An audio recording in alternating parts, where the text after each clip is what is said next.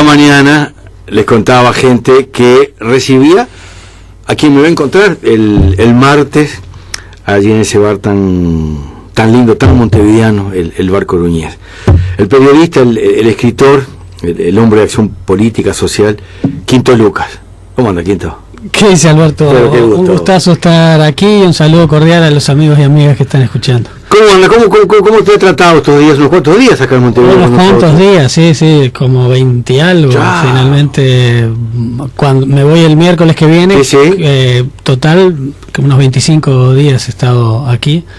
¿Cómo nos encontraste? Pues siempre es bueno, cuando uno viene, es como, a mí me pasa cuando uno es chico, de un amigo, un conocido, uno cuando lo ve después de unos meses o un año, cómo creció, y el que está en el entorno ni cuenta se da de los cambios, de las cosas para bien, de las cosas para mal. Eso pasa muchas veces. A ver, vos que hace un tiempo no estabas tantos días aquí en Montevideo, ¿cómo nos ves como colectivo? ¿En qué mejoramos? ¿En qué integramos? ¿En qué estamos más tristes? ¿En qué estamos más alegres? A ver, ¿en qué estamos distintos? Es complejo iguales? Porque claro, lo que ha surgido es una juventud distinta, además muy vinculada a la tecnología, que si bien se da en otros países, aquí es muy particular, ¿no? Yo no lo había visto la otra vez que había estado, tal vez había estado menos y no lo había observado, pero veo una juventud muy vinculada al tema de redes sociales, a las nuevas tecnologías, al internet, tal vez no tan interesada en los medios de comunicación. Eso no lo había visto. En otros países se veía muy marcado, también son países con más población, pero claro, aquí en cambio ahora sí se ve eso, y tal vez eso también se puede reflejar en las elecciones y todo ese tipo de cosas, porque finalmente empiezan a cumplir un rol también las redes y todas las nuevas tecnologías. Eso es lo que veo un poco en general. Después la gente sigue siendo triste como siempre, tanguera como siempre. ¿Qué cosa? ¿Cómo sacamos más ese karma? Pero hay algo que le caracteriza al Uruguay, eso no lo pierde nunca, y bueno, y a Montevideo, que es un país que surge tanta cultura de todo, de música, de literatura, bueno, y que la radio tiene una importancia que no tienen en otros países, porque se hace tanta radio, buena radio. En Ecuador no se hace tanta radio y no tiene la repercusión que tiene la repercusión a veces los noticieros, pero no se hace la buena radio que se hace aquí en Uruguay. Son esas perspectivas que uno ve así a grosso modo, ¿no? Sí, la radio. Yo planteo eso mismo que tú decís en algunos encuentros internacionales, que en Uruguay es distinto a toda América. Bueno, tenemos, creo, la proporción de aparatos de radio por domicilio más alta de América. Claro. Uruguay empezó a transmitir 7 días antes que la BBC de Londres, y generamos a través de la radio fenómenos por derecha y por izquierda únicos en el mundo. Chicotazo, Nardone, se genera a través de la radio. José Germán Araujo, el máximo comunicador radial, ayer, hoy y mañana, se genera por la radio. Un referente por derecha, un referente por izquierda, emergen a través de la radio. Claro, y hay muchos programas por derecha y por izquierda que tienen una repercusión social importante, que eso no ocurre en otros lados, ¿no? En otros lados tiene la importancia de la radio porque son determinados programas vinculados a grandes medios y eso. Y lo otro es que sigue siendo importante la AM en el Uruguay, porque también es un país más pequeño, entonces mejor llegar con AM. En otros países ya las AM casi no existen, se maneja mucho más la FM, y por eso hay programas, en Ecuador se da, hay programas que tienen una repercusión en Quito que no son escuchados en Guayaquil, y hay determinados comunicadores conocidos de Guayaquil que no tienen la repercusión en Quito porque justamente son en FM, estrictamente para esas ciudades. ¿Y allá en Quito qué es lo que más prima, la televisión o las redes? Las redes. Hoy por hoy las redes en todo, no solo en los jóvenes, sino en general. Los diarios están en una caída total. También tuvo que ver mucho la falta de credibilidad que empezaron a tener los medios. Hubo en la época del gobierno de Rafael Correa, que hubo un enfrentamiento importante con los grandes medios. también se empezó a mostrar lo que hacían esos grandes medios. Entonces hay una poca credibilidad en los medios. La radio tiene más escuchas, es distinto, pero no tanto como la televisión, pero las redes es lo más fuerte. Ya que tocaste ese tema, siempre me llamó la atención los filmes que salía Correa contra los medios, contra las multinacionales de los medios, cómo se paraba y cómo enfrentaba, bueno, alguna nota a la televisión española histórica, alguna nota a la CNN histórica, con enfrentamientos dialécticos con quien lo entrevistaban muy fuertes, sí, casi sin precedentes. Yo no recuerdo algo similar de un mandatario. Él tenía muy claro, bueno, tiene muy claro el poder y lo que significan los grandes medios de comunicación en general, y para crear una determinada matriz de opinión, una determinada hegemonía política, que eso es lo que pasaba en Ecuador, bueno, es lo que pasaba también aquí, en tantos lados, ¿no? Entonces él tenía muy claro, pero además, como lo empezaron a atacar tanto, y bueno, y las noticias falsas, ahora todo el mundo habla de noticias falsas, pero al principio era bien difícil, y él salía a enfrentarlo porque veía lo que le estaban tratando de hacer, y porque tenía claro el significado que eran los medios, más allá de los periodistas que trabajan en esos medios, más allá de todos los trabajadores en general. No era atacar a ellos, sino atacar el significado del poder de los medios y de la propiedad de esos medios. Acá tenemos la suerte, pero termina siendo una desgracia, mira lo que te digo. La suerte es que vemos las cosas que pasan en el mundo y podríamos tomar alguna precaución, algún camino, algo van a llegar acá. Las vemos venir porque acontecen, pero siempre estamos como tan distraídos que no tomamos ni ninguna. Pasó esto con la pasta base, con la maldita pasta base, que veíamos lo que iba a pasar, lo que era el crash en Estados Unidos, lo que era el Paco en Buenos Aires, se veía venir, y lo dejamos venir. ¿A qué voy?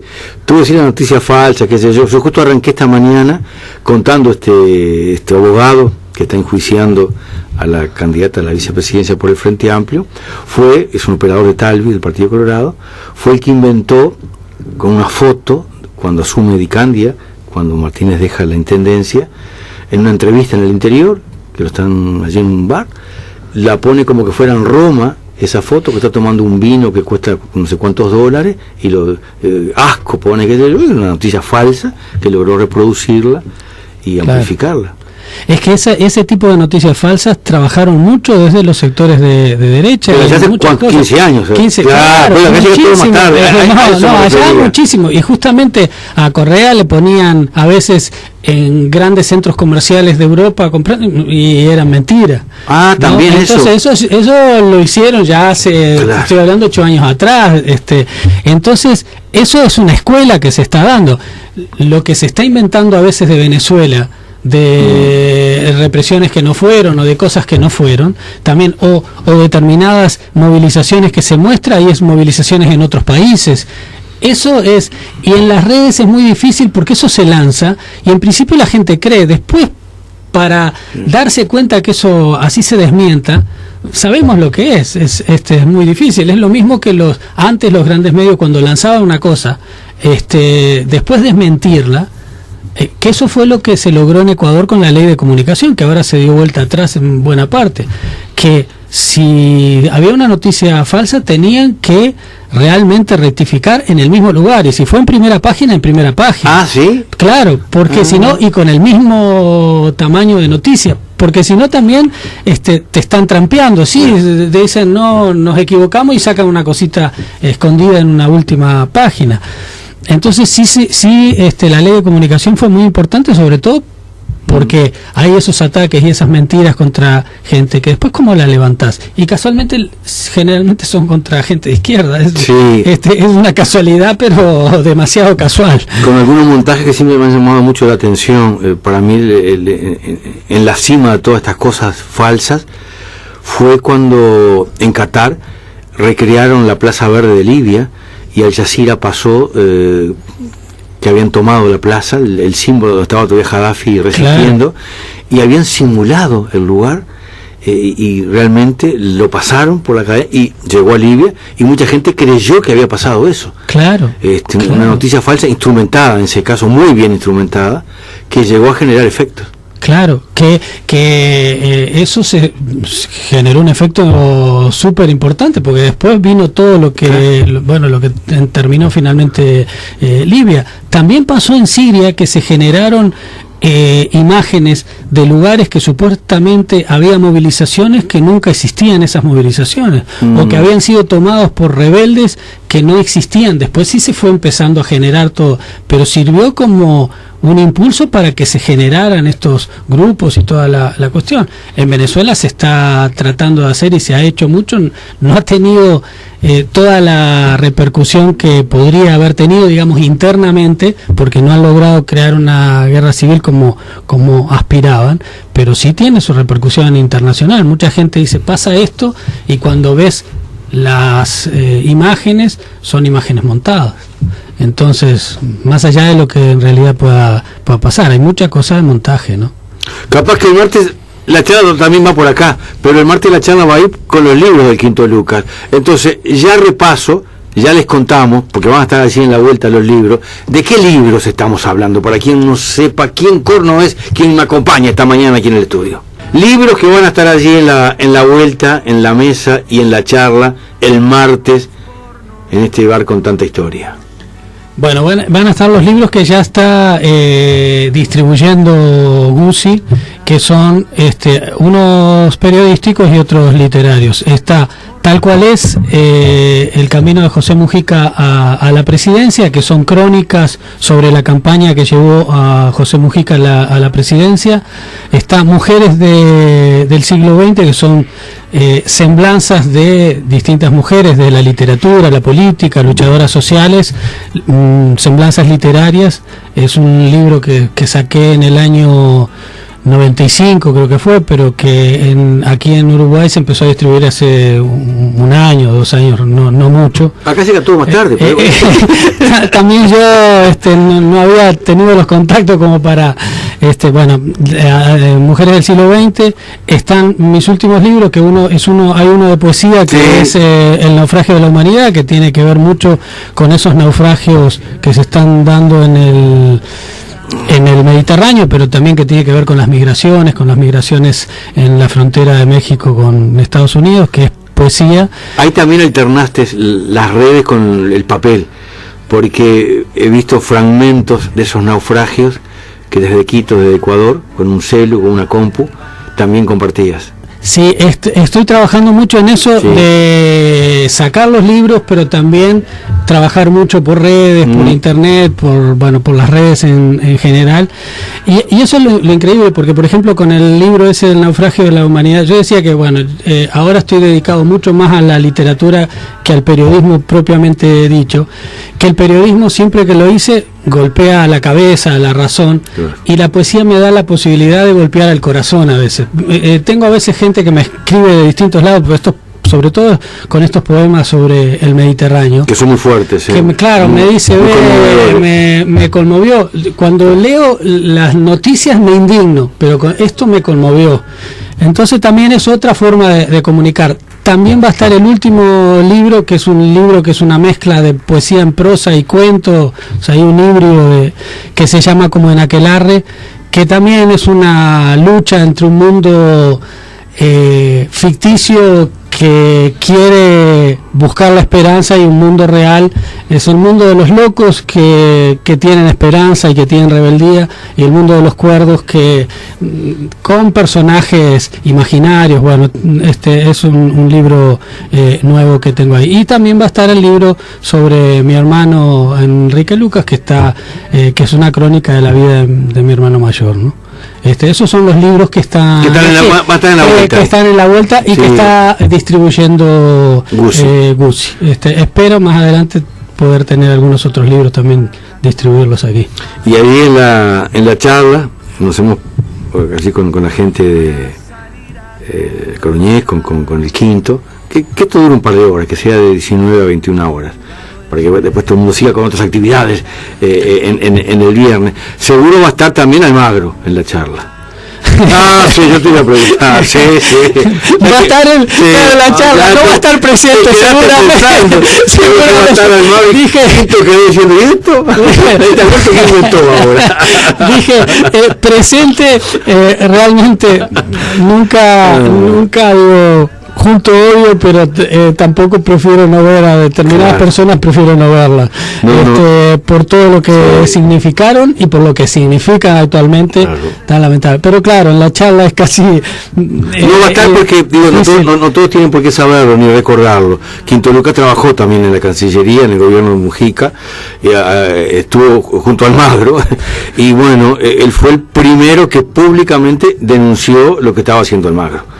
Claro. El trabajo de Quinta Columna, que ya estaba haciendo allí como canciller. Claro, y queda difícil a veces observarlo para mucha gente, inclusive mucha gente que estaba más cercana. Pero bueno, uno como ya venía de una experiencia inclusive de trabajar en una cancillería, sabía determinadas actividades o cosas que estaba haciendo Almagro que no eran por lo menos éticas o no tenían que ver con lo que estaba pregonando no solo el gobierno sino el Frente Amplio y eso. Entonces, bueno, sirvió para ver un montón de cosas ahí y denunciarlas. Bueno, igual no me dieron pelota, pero bueno, bueno, alguien sí me hizo caso, el viejo Julio, como no podía ser de otra manera. Pero también sirvió para dejar una señal, mi estimado Quinto Lucas. No todo se compra, no todo se vende. Renunciaste a la Cancillería en Ecuador, que podías haber seguido, y renunciaste acá a la Cancillería en Uruguay, cuando me consta te habían invitado a que te quedaras a hacer la plancha, correr, no jodieras mucho, para hablar claro y pronto.